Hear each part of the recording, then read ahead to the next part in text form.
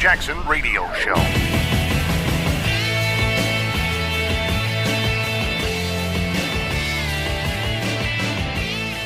Welcome back, everybody. Kevin Jackson here. You've got this booming economy, job creation. I'm reading this. Saw another powerful month in February. Companies adding 235,000 positions. This is according to ADP and Moody's Analytics. 313,000 total jobs. They said the total again defied Wall Street expectations. As economists surveyed by Thomson Reuters were expecting payrolls to grow by 195,000. Growth actually decelerated slightly as January posted an upwardly revised 244,000 from the initial 234,000. Let me tell you something, folks. You didn't hear that during the time of Obama. Revised upward. Revised downward happened often. February marked the fourth month in a row that private payrolls hit 200,000 or better.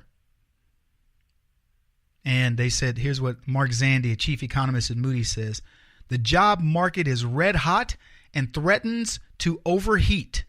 With government spending increases and tax cuts, growth is set to accelerate. Broad-based gains, they said, stretched across both services, goods producing sectors. Leisure and hospitality-led industry groups with 50,000 new jobs. Let me tell you what that means. By the way, we talked about this, but I just want to bring something home, bring a point home.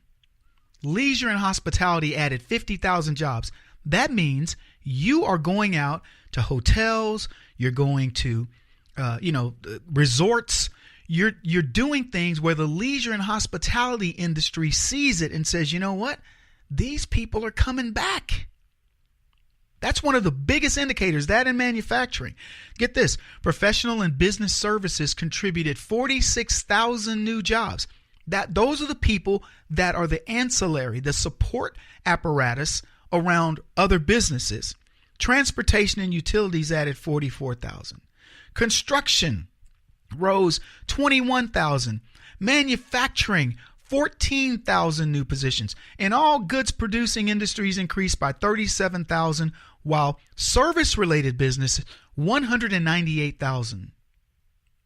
These are people prepping for manufacturing to come back. Now, why am I talking about this stuff? I'm talking about this stuff because of a story that has to do with Home Depot. Home Depot is going to add 50,000, train 50,000 new people in order to take up for the jobs that the jobs that they anticipate they're going to need, and the loss of illegals. 50,000 new people are now in the process of being trained by Home Depot. They're going to spend $50 million is what they're doing to address this shortage, not 50,000 people. My mistake. 20,000 people. Yeah, a few more. Wait, what? I got the number wrong. I corrected it. Anyway, here's what this article reads. It's in USA Today. Home Depot announced Thursday that it will donate $50 million to train 20,000 people as construction workers over the next decade, helping efforts to ease a dire shortage that's curtailing home building and driving up house prices. Translation? So many illegals have now decided we got to go home because of what's going on with President Trump, that we now have to train people, Americans, for jobs that supposedly we don't want. Now, let me tell you, here's what I'd like to do.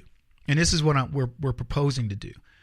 I want to get youngsters. I want to get young Latinos and young blacks and young whites, whoever, but certainly these kids that feel like they got to go to college. No, you don't.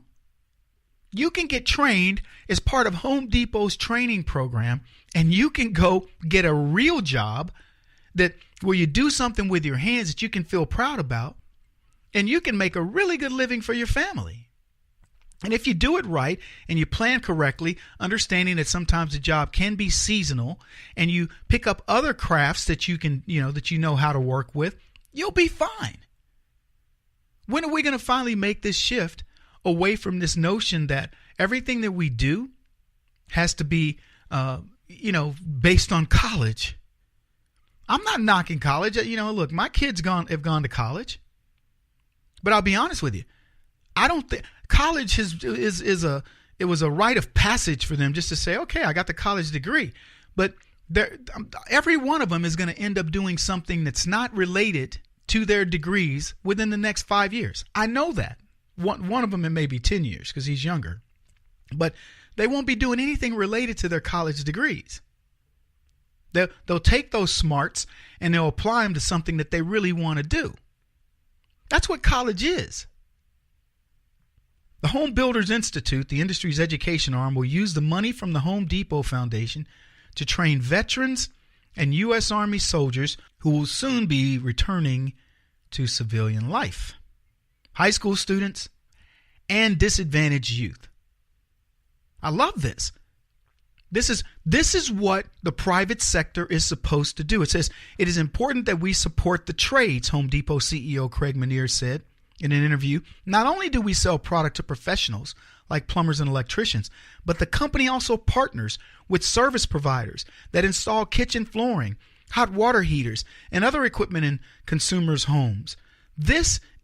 I love this project. I mean, I don't know about Home Depot's, this is where I look at it and I go, look, politics aside, this is what we're supposed to do. I would love to get with Craig Menear and round out that program and make that part of a bigger initiative around President Trump and maybe with the Commerce Department. So I don't know who it would involve. Maybe it's with HUD. Get these kids that learn a trade and then they go and do things in the minority communities or in the poor communities. I don't want to focus just on minorities, in the poor communities, and to help people get their houses up to code. Things like that. Those are the types of projects where we should be putting our efforts. And this is why I come back to teapartycommunity.org, the Facebook-like site that I own the majority of, and that many people are now taking an interest in because of what's going on with Facebook. This is what we should be doing as a group, as Americans. We should be looking at these projects, partnering with Home Depot to say the Tea Party community joins Home Depot, and we've allocated 2 or 3 areas where we're going to do something. We just start. We can expand it as we go along, but we need to start. I love this project. This article goes on to say that sales at the nation's largest home improvement retailer are dampened if contractors and partners can't find enough workers. Now, what's funny, they really are making a statement about the lack of labor from Mexico without saying it. But trust me when I tell you, this is what this is about. They say this, they build on the company's donation of $250 million they plan to donate between now and 2020 to provide housing to veterans. Soldiers and veterans will make up 15,000 of the 20 construction workers turned out by the program. And they think this is going to make a big enough dent in the program to where we can bring housing prices down. But more importantly than that, in my opinion, give these guys something to do. Get them moving in something, that's going to, and still help their spirit.